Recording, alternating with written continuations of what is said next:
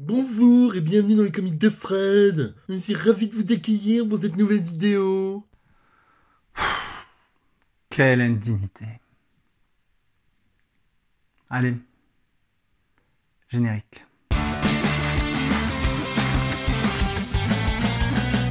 Bonjour et bienvenue dans les comics de Fred, je suis ravi de vous retrouver pour cette nouvelle vidéo. Voilà, ça passe mieux quand c'est moi qui le dis. Hein, et est-ce que vous vous souvenez de la série Le Caméléon sur M6? Eh bien, Human Target reprend le sujet, mais de manière poussée à l'extrême. Allez, je te raconte de quoi ça cause. Pour vous situer un petit peu le sujet, imaginez, vous avez des ennuis et vous êtes menacé. Vous avez les moyens, vous embauchez le meilleur garde du corps qui existe, à savoir Christopher Chance. Christopher Chance va prendre votre place le temps qu'il faudra. Mais il y a un revers de la médaille, c'est que c'est pas sans mal pour Christopher Chance, puisque la schizophrénie le guette. Et dans cet album, il va prendre la place de Lex Luthor. Quoi? Suspense. Christopher Chance travaille pour Lex Luthor. La journée commence plutôt bien puisqu'il va prendre un verre et la journée va se terminer par une arrestation, somme toute banale, pour Christopher Chance. Mais une toux persistante va le gêner. Il décide d'aller consulter un médecin et le verdict est sans appel. Il a été empoisonné. Il ne lui reste alors que 12 jours à vivre. Et au lieu de trouver un remède pour qu'il élimine ce poison, il va s'entêter à découvrir celui qui l'a empoisonné et il va devoir se tourner vers la Ligue de Justice Internationale. Scénaristiquement parlant, l'histoire est très agréable à lire et c'est une véritable enquête policière avec, en guise de tension permanente, le compte à rebours des jours.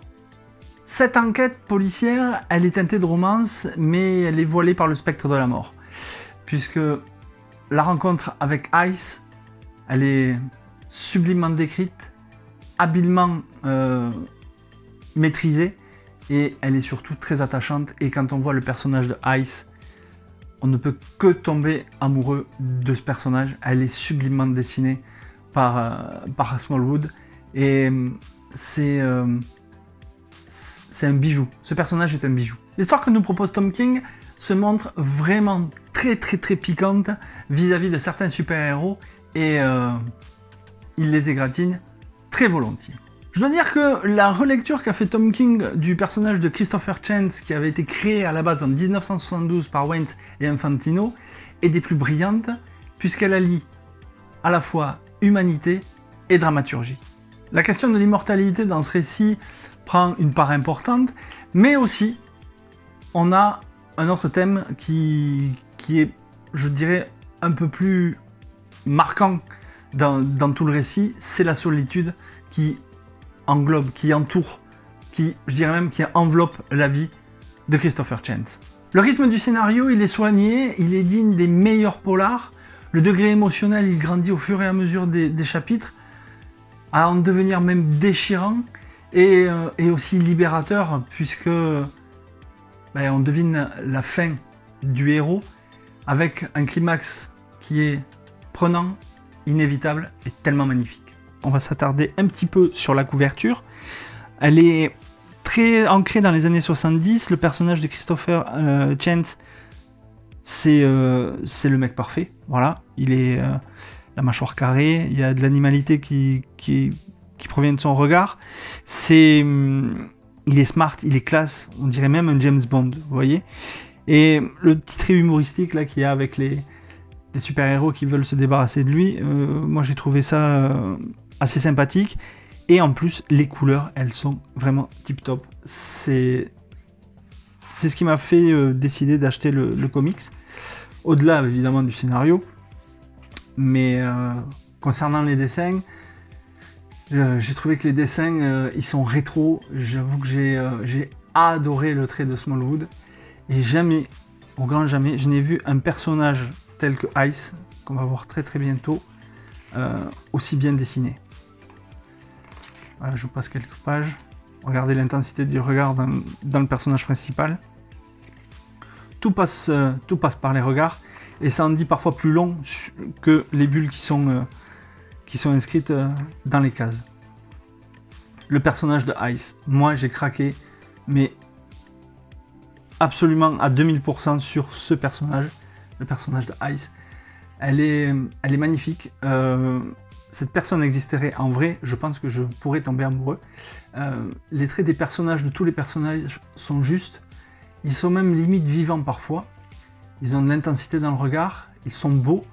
Et tout ce qui est sur les personnages, leur attitude, ça sert le récit. Ça sert le récit et ça renforce aussi le côté dramatique. Par certaines planches.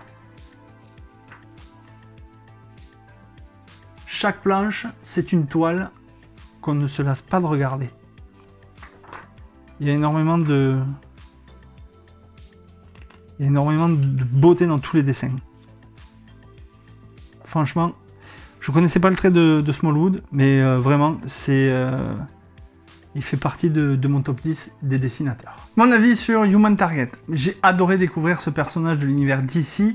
Son histoire, son passé, évidemment les bulles de pensée que l'on peut voir tout au long du scénario, mais elle aide le lecteur à comprendre son histoire. Et j'ai trouvé que Tom King et Smallwood, ils ont réalisé une très bonne relecture du personnage de 1972. C'est un personnage qui ne nous laisse pas indifférents, c'est une histoire qui ne nous laisse pas de marbre. Donc si vous voulez découvrir un personnage un petit peu effacé de l'univers d'ici, moi je vous conseille vivement de lire Human Target. C'est vraiment une petite pépite et c'est hyper bien dessiné. Voilà, cette vidéo est maintenant terminée. J'espère que ça vous a plu, que ça vous a donné envie de lire Human Target. Dites-moi dans les commentaires si vous l'avez lu ou si vous comptez vous le procurer suite à la vidéo. Puis quant à nous, on se retrouve très très bientôt pour une prochaine vidéo. En attendant, lisez des comics, des BD, c'est bon pour le moral. Ciao ciao! Putain mais j'entends encore parler. Mais il a pas fini l'autre? Il est en boucle encore? Non, je vais voir. Oui, non, mais ok, je suis d'accord, je dis pas pour ces vidéos, mais bien sûr, pour ces vidéos, d'accord, ok. Enfin, c'est surtout pour le reste. Non, parce que Fred, il est bien gentil, mais techniquement, sur l'affaire du vol de Matabio, le mec était déjà en train de gueuler « je suis Maverick », parce que je suis désolé. Alors, c'est pas le tout d'avoir 500 heures de vol, et que tu te la joues Top Gun, non, tu peux pas te la jouer Top Gun. Ah bah oui, mais si personne le dit. Alors, bon, c'est quand même le truc qui est un petit peu technique. Alors, à un moment, moi, je crois qu'il faut être honnête, hein, et là, Fred, il a été un peu juste. Mais c'est comme pour l'affaire du rond-point de Decazeville. Je suis désolé, c'est assourdissant. Ta gueule!